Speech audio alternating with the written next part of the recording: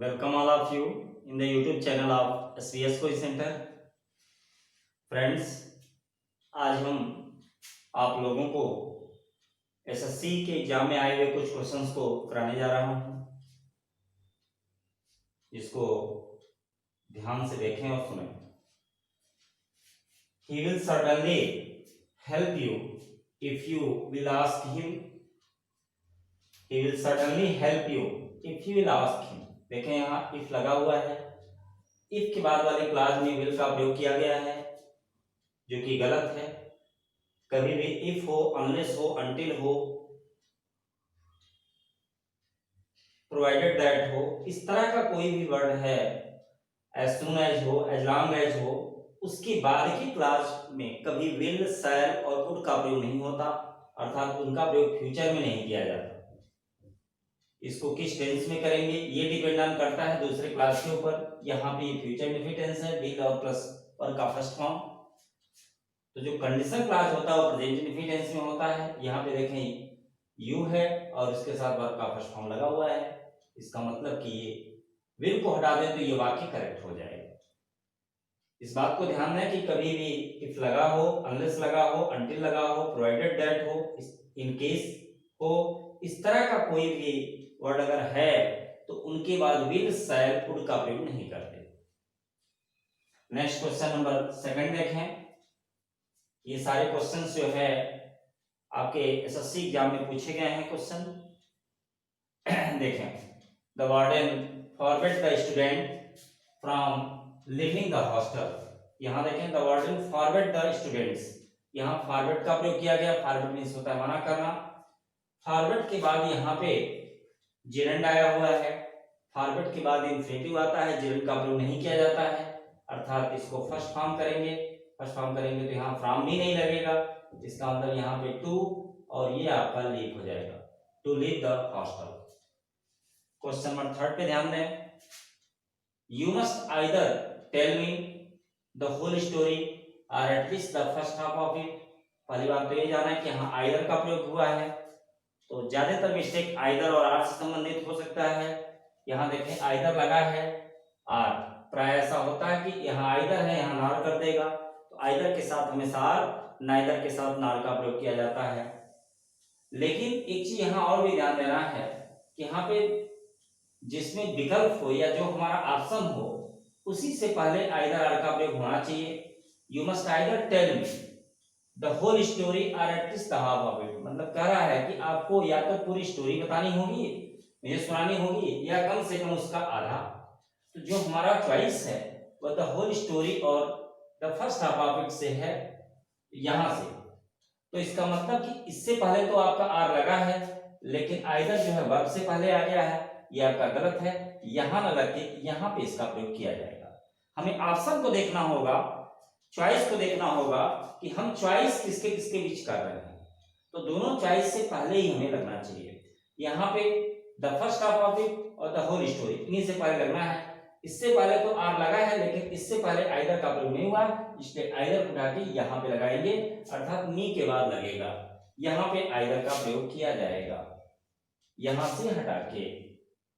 Next, twice 12 next 24. इस question को देखें.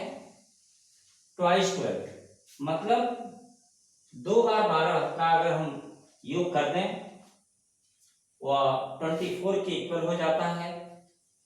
तो यहाँ पे वाक्य करेक्ट है, इसमें कहीं कोई गलती नहीं है. वर्ब का फर्स्ट फॉर्म यूज किया गया है, हैबिट को शो कर रहा है, अर्थात यहाँ पे आपका मैक्स का ही प्रयोग होगा, वर्ब का first form. Next, it is necessary that everybody must have a house. ये बहुत अच्छा क्वेश्चन है, ध्यान दें. यह अनिवार्य है कि हर लोगों को एक घर होना चाहिए. अनिवार्य यहाँ पे दे दिया. जब अनिवार्य दे दिया तो यहाँ पे मस्ट का ही प्रयोग कर दिया. एक ही वाक्य में एक ही भाव को व्यक्त करने वाले 2 शब्दों का प्रयोग किया गया है, जो कि गलत होता है. कभी भी एक ही भाव को व्यक्त करने वाले 2 शब्दों का प्रयोग एक साथ नहीं करते हैं. या तो नेसेसरी लगता या तो मस्ट का प्रयोग होता. तो जब नेसेसरी लग गया तो हाँ तो लगेगा ही लगेगा. इट इज नेसेसरी दैट, यहाँ पे मस्ट के सब्स्टिट्यूशन में हम क्या यूज कर सकते हैं, इसके स्थान पे हम शुड का प्रयोग कर लेंगे, आपका वाक्य करेक्ट हो जाएगा। मस्ट क्यों है हट गया, क्योंकि यहाँ नेसेसरी का प्रयोग हुआ है, नेसेसरी आया इसलिए मस्ट का प्रयोग नहीं करेंगे। नेक्स्ट क्वेश्चन नंबर 6 देखें। The school is with in 100 yards from the church. School जो है चर्च से 100 गज की दूरी पर है। यहाँ पे देखिए 100 से पहले कुछ लिखा नहीं गया है, इसलिए गलत है। या तो यहाँ 1 होना चाहिए या 2 होना चाहिए, कुछ न कुछ अवश्य होना चाहिए। The school is with in 100, यहाँ पे लगाइए 100 yards फ्रॉम द चर्च, मतलब स्कूल जो है चर्च से 100 गज की दूरी पर है। केवल 100 का प्रयोग नहीं किया जाएगा, इससे पहले 1 आ जाए, 2 आ जाए, 3 आ जाए, 4 आ जाए, कुछ भी लगे, लेकिन यहाँ पे जो है न्यूमरल एडजेक्टिव का प्रयोग, डेफिनेट न्यूमरल एडजेक्टिव का प्रयोग अवश्य करेंगे। Next, it is easy to see that a liar's demeanor in court may be prejudicial against the interest of his client। यहां देखें प्रीजुडिशियल दिया है, तो इसके बाद अगेंस्ट का प्रयोग नहीं किया जाता है, इसके बाद टू का प्रयोग किया जाता है। ये प्रीपोजिशन का ये है पार्ट है। प्रीजुडिशियल के बाद टू का प्रयोग करते हैं, अगेंस्ट का प्रयोग नहीं करते हैं। Next, I am hearing a lot about the problems of AIDS this days. मैं इन दिनों एड्स के बहुत सारे प्रॉब्लम के बारे में सुन रहा हूँ। हियर का प्रयोग कंटिन्यूटी में नहीं किया जाता है, यहाँ पे आपका वर्ब का फर्स्ट फॉर्म लग जाएगा, अर्थात यहाँ पे हियर हो जाएगा। I hear a lot about the problem of AIDS this days.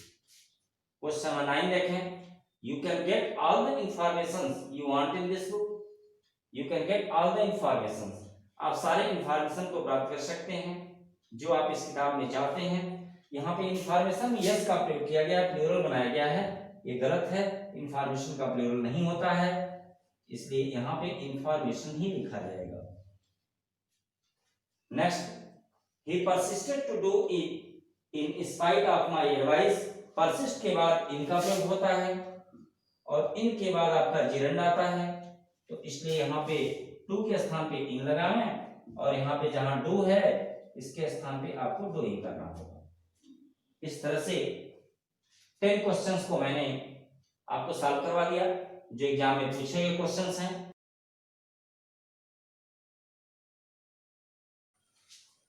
The Prime Minister has said that India would not have spent so much on defense if some of the neighboring countries adopted the policy of restricting defense expenditure। देखिए यहाँ पे इसमें देखिए if लगा हुआ है, if के बाद वाले क्लास में आपका वर्ब अडॉप्टेड लगा हुआ है, अर्थात ये पास्ट इंडेफिनिट टेंस है, वर्ब का सेकंड फॉर्म है, जबकि इस क्लास में वुड हैव प्लस वर्ब का थर्ड फॉर्म। फ्रेंड्स, यदि वुड हैव प्लस वर्ब का थर्ड फॉर्म लगा हो तो कंडीशनल क्लास में पास्ट परफेक्ट टेंस का प्रयोग होता है, जबकि यहाँ पे ओनली सेकंड फॉर्म है अर्थात पास्ट इंडेफिनिट टेंस। इसको पास्ट परफेक्ट टेंस करेंगे, हैड प्लस वर्ब का थर्ड फॉर्म अर्थात हैड अडॉप्टेड लिखा जाएगा। नेक्स्ट क्वेश्चन नंबर 12 देखें। That house is costing me 10,000 rupees. उस घर की कीमत 10,000 रुपए है। इच कॉस्टिंग में लिखा गया है जो कि गलत है। यहाँ पे कास्ट का प्रयोग आईएनजी फॉर्म में नहीं किया जाता, तो इसलिए यहाँ पे यहाँ देखिए इसमें आईएनजी फॉर्म में सिर्फ उन्हीं वर्बों को प्रयोग करते हैं जिस वर्ब में क्रियाएं जो है बढ़ते हुए या घटते हुए क्रम में प्रकट होती हैं। तो यहाँ कास्ट कीमत एक बार लग गया तो अस्थायी भाव हो गया, इसलिए सिर्फ यहाँ कास्ट का प्रयोग करेंगे। दैट हाउस कास्ट ये सिंगुलर में है इसलिए कास्ट लिखा जाएगा। मी 10,000 रुपीज, उस घर का कीमत मेरे लिए 10,000 रुपए है। यहाँ देखें I wonder how am I to do it. यहाँ बीच में इंट्रोगेटिव वर्ड का प्रयोग किया गया है। कभी भी इस तरह का वर्ड हो, चाहे हाउ हो, चाहे वाई हो, चाहे व्हाट हो, अगर एक शब्द या वाक्य के बीच में आता हो तो ऐसे स्थान पे वहां पे हम पहले सब्जेक्ट यूज करेंगे, सब्जेक्ट के बाद वर्ब आएगा, अर्थात आई जो है यहाँ आएगा, एम इसके बाद आएगा, अर्थात ये ऐसे लिखा जाएगा I am. The world comprises good and bad people. यह संसार अच्छे और बुरे लोगों से सम्मिलित है।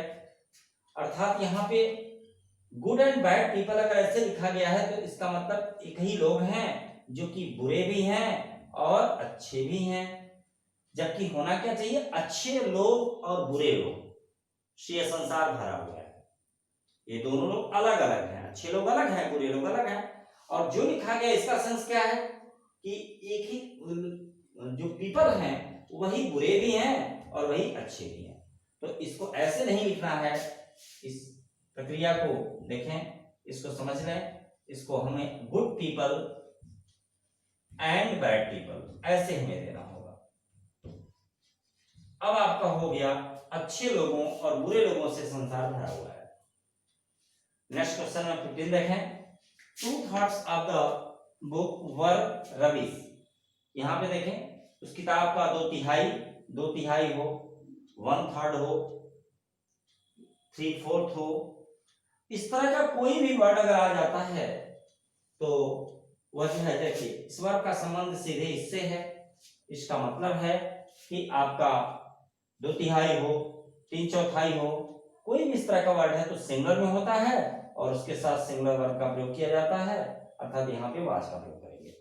इस तरह से फ्रेंड्स आज मैं आप लोगों को 15 क्वेश्चंस सॉल्व कराया जो आपके एसएससी एग्जाम में आए हुए क्वेश्चंस हैं, और मैं आगे की वीडियो में भी मैं इस तरह क्वेश्चन सॉल्व कराता रहूंगा।